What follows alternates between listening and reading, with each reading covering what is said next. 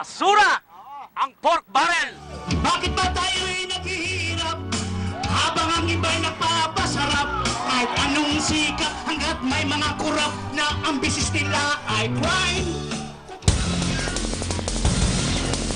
Magandang gabi bayan! Araw ngayon ng mga bayani, pero sa araw na ito, mga ordinaryong mamamayan ang tumayo at nanindigan laban sa katiwalian. Libo-libo ang nagmarcha sa Luneta at isa sa mga tumutok doon ang aming kasamang si Corina Sanchez. Corina. Maraming salamat, kabayan. Ayan, nagpakita mga kaibigan ng puwersa ang publikong pikon na dahil naibulsa o nalustay ang perang kanila daw na pinaghirapan.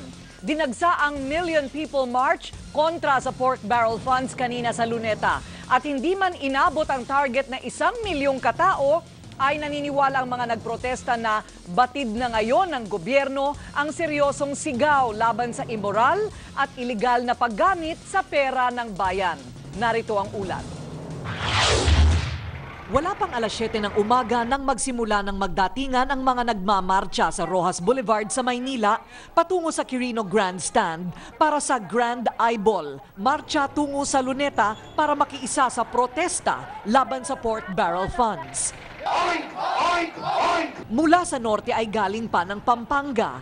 Nandito kami, support natin lahat ng mga nandito. Tama, para ibasura